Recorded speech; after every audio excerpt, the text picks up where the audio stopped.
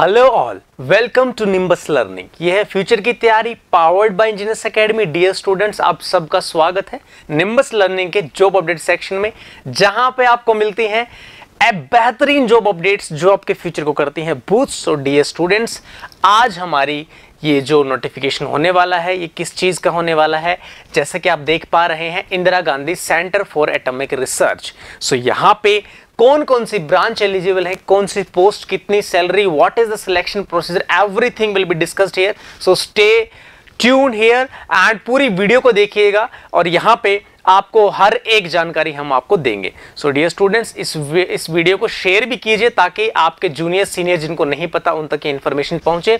सो शुरू करते हैं वीडियो को। थोड़ा सा अभी आपको पता है कि निम्बस लर्निंग ना ही आपको जॉब अपडेट करता है, थोड़ा सा आपको एनालिसिस भी बताता है उस कंपनी के बारे में। सो आज यहाँ पे IGCSR के बारे में थोड़ा सा हम डिस्कस भी करेंगे और इसका ऑनगोइंग अभी चल क्या रहा है प्रोजेक्ट, वो भी हम बात करेंगे।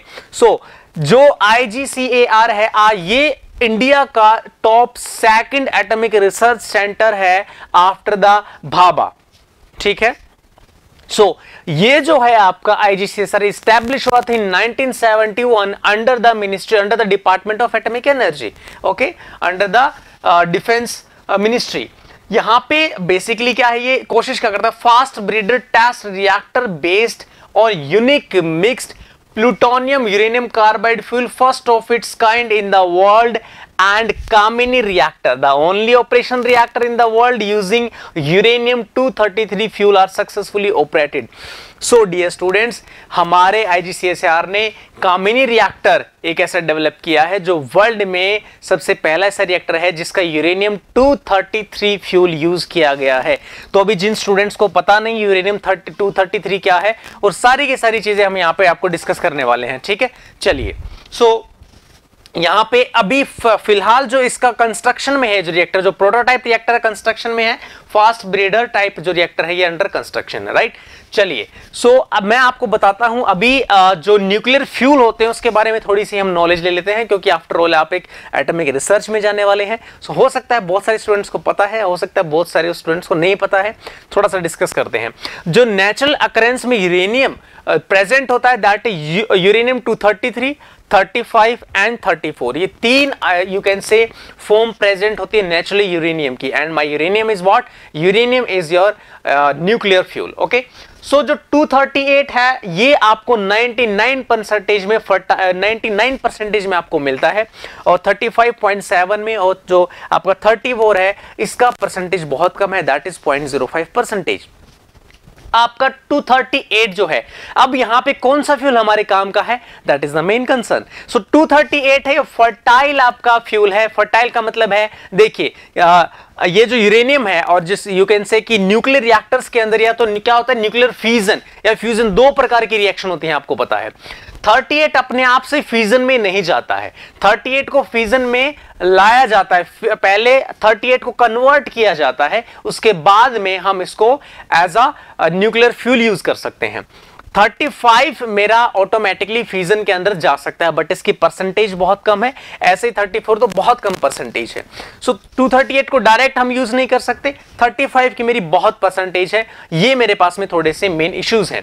अगर हम बात करें 35 की अगर मैं परसेंटेज और यू कैन से कॉन्सेंट्रेशन अगर मैं इंक्रीज कर देता हूं, अगर मैं इसकी 0.7 से इंक्रीज करके 3 to 5% कर देता हूं, तो ये रिएक्टर ग्रेड का फ्यूल बन जाता है। और अगर मैं इसकी 90 to 95% अगर मैंने कंसंट्रेशन इंक्रीज कर दी डियर फ्रेंड्स, तो ये आपका वेपन ग्रेड का फ्यूल बन जाता है। और जैसा कि मैंने बोला, यूरेनियम-238 अपने आप से फ्यूजन रिएक्शन में नहीं जाता। सो क्या करते हैं हम, यूरेनियम-238 को 39 में कन्वर्ट करते हैं हम पहले, और जो कि है आप जिसको बोलते हैं प्लूटोनियम। सो प्लूटोनियम-239 now is a fertile material और you can say fertile fuel. ये अब फ्यूजन रिएक्शन के अंडरगो जा सकता है, राइट। आपको एक इंटरेस्टिंग फैक्ट यहां पे बताता हूं, जापान में हिरोशिमा और नागासाकी पे जो बॉम्ब गिराया गया था उसमें प्लूटोनियम-239 था। चलिए, अब बात करते हैं 32 एंड 33 क्या है बेसिकली, ठीक है।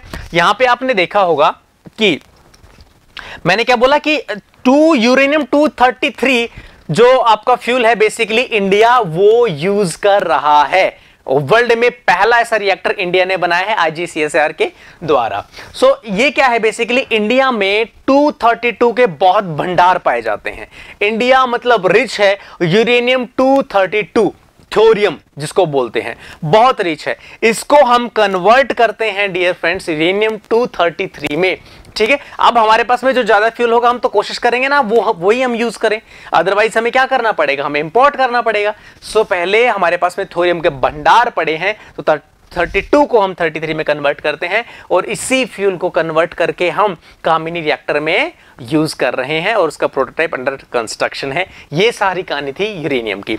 अगर हम पोस्ट की यहां पे बात करते हैं तो दोस्तों scientific officer E group A post यहां पे निकली है, जो कि एक ही वैकेंसी है इसके अंदर, इस पोस्ट में, जो कि मेटलर्जी इंजीनियरिंग और मटेरियल इंजीनियरिंग के लिए बेसिकली है। इसके अंदर एजुकेशन क्वालिफिकेशन क्या होनी चाहिए, इसके अंदर PhD होनी चाहिए आपकी मेटलर्जी इंजीनियरिंग में, मटेरियल इंजीनियरिंग में, और आपकी बीटेक होनी चाहिए metallurgy MSc physics chemistry and material science with the minimum 60% marks. Okay, अगर हम एक्सपीरियंस की बात करें तो आपकी PhD के बाद में post doctoral research experience of minimum 4 years in the field of advance electron microscopy specially on using state of the art. ठीक है, तो ये आपकी स्पेशलाइजेशन है। ओके, और चलिए अगर हम दूसरी बात करें technical officer E group A में, तो टेक्निकल ऑफिसर ए में केमिकल की पोस्ट निकली है। सबका यू कैन से जो आपका एजुकेशन क्वालिफिकेशन है आपकी PhD होनी चाहिए, उसके बाद में आपका एक्सपीरियंस होना चाहिए। ओके, ये सारे के सारे, और बीटेक आपकी किस में होनी चाहिए, केमिकल इंजीनियरिंग में होनी चाहिए, और आपका एक्सपीरियंस 9 years का एक्सपीरियंस होना चाहिए। ठीक है, चलिए घबराइए मत, मेरे साथ बने रहिएगा, फ्रेशर्स के लिए भी जॉब है, सो आप थोड़ा सा धैर्य बनाए रखें। अगर मैं यहाँ पे एज की बात करूँ तो 18 से 40 years यहाँ पे एज बार दिया गया है। सिलेक्शन प्रोसीजर यहाँ पर बेसिकली आपका इंटरव्यू होने वाला है। ठीक है, जब आप अप्लाई करेंगे आपके रिसर्च वर्क के बारे में आपसे पूछा जाएगा, एक्सपीरियंस के बारे में पूछा जाएगा। Based on that your pro forma you will be selected for the interview process. अगर सैलरी की बात करें तो 78,800 प्लस अलाउंसेस यहां पे मिलने वाले हैं, जो कि एक बहुत अच्छी सैलरी है, चलिए ये है फ्रेशर्स के लिए वैकेंसी। यहां पे क्या वैकेंसी निकली है, देखिए यहां पे आपका एटमॉस्फेरिक साइंसिंग मेट्रोलॉजी में एक वैकेंसी निकली है। इसमें आपकी MSc MTech होना चाहिए the atmospheric science and metrology with minimum 60% of marks. अगर मैं यहां पे बात करूं दूसरे की, तो chemical total number of vacancies कितनी है, 3। ये टोटल नंबर ऑफ वैकेंसीज 41 है आपकी सारी की सारी, जो किसकी पोस्ट पे निकली है, टेक्निकल ऑफिसर की पोस्ट पे निकली है। केमिकल में टोटल 3 वैकेंसीज है, सिविल में 2 वैकेंसी है, CS में 1, इलेक्ट्रिकल में 3, इलेक्ट्रॉनिक्स में 6, इंस्ट्रूमेंटेशन में 2, मैकेनिकल में अच्छी वैकेंसीज है 17 वैकेंसी, और यहाँ पे मैकेट्रॉनिक्स में 1 है, और मेटलर्जी में 3 वैकेंसीज हैं। ठीक है, और एक वैकेंसी फिजिक्स और केमिस्ट्री में भी है। और यहाँ पे जो रिक्वायर्ड आपकी क्वालिफिकेशन है आपकी बीटेक होनी चाहिए इन रिस्पेक्टिव ब्रांचेस में, और कोई भी एक्सपीरियंस यहाँ पे नहीं मांगा गया है। डिजायरेबल है, अगर आपकी मास्टर्स है और कोई अगर एक्सपीरियंस है तो वो डिजायरेबल चीज है, वो आपको प्लस रहेगा, प्लस पॉइंट रहेगा आपके लिए। ठीक है, तो ये आपकी वैकेंसीज हैं जो फ्रेशर्स के लिए हैं डियर स्टूडेंट्स। और अगर मैं इसकी बात करूं एज की, तो 18 to 35 ईयर्स इसकी एज रहने वाली है। अगर मैं बात करूं सैलरी की, सैलरी भी बहुत अच्छी रहने वाली है, 56,100 रुपीज प्लस अलाउंसेस यहाँ पे रहने वाले हैं आपके। अब हम बात करते हैं यहाँ पे सिलेक्शन प्रोसेस की, क्या सिलेक्शन प्रोसेस रहेगा। ठीक है, एज यहाँ पे 18 to 35 ईयर्स रहने वाली है।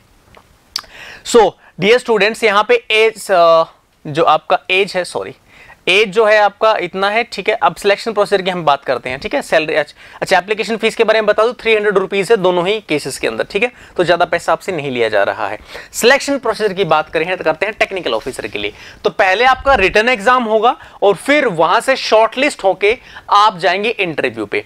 तो वहां पे आपका कोई डिजायरेबल देख के और वो सब यू कैन से एक्सपीरियंस देख के आपको नहीं लिया जाएगा। फ्रेशर्स हैं आप, बीटेक आपकी बैचलर डिग्री है, उसके बाद में आपको रिटन एग्जाम में बेसिकली बैठना पड़ेगा, एग्जाम देना पड़ेगा। उसकी परफॉर्मेंस के बेसिस पे बेसिकली आपका ये इंटरव्यू होने वाला है। सो नेक्स्ट क्वेश्चन होगा, सर हमें पैटर्न बताइए क्या एग्जाम होने वाला है। सो डियर स्टूडेंट्स, 75 क्वेश्चंस होंगे, each question carry 3 marks. 3 marks का एक क्वेश्चन होगा और सारा का सारा आपके जो रिस्पेक्टिव ब्रांच है उससे पूछा जाएगा। जैसे केमिकल है तो केमिकल, मैकेनिकल है तो मैकेनिकल, इंस्ट्रूमेंटेशन है तो इंस्ट्रूमेंटेशन। आपके रिस्पेक्टिव ब्रांच से 75 क्वेश्चंस आएंगे। एक क्वेश्चन 3 मार्क का होगा, नेगेटिव मार्किंग होगी। हर एक गलत जवाब के लिए आपसे 1 नंबर वापस ले लिया जाएगा। यह है आपका एग्जाम का पैटर्न। अगर हम इंपॉर्टेंट डेट्स की बात करें तो डियर स्टूडेंट्स, इसकी जो डेट है वो एक्सटेंड की गई है। अब यहां पे एक्सटेंड होकर डेट है 30th June, 30 June is the last of date is of this form. So dear students, I hope कि ये जो वैकेंसी है आपको पसंद आई होगी। बहुत अच्छे ग्रेड पे है, बहुत अच्छे डेजिग्नेशन पे ये पोस्ट है।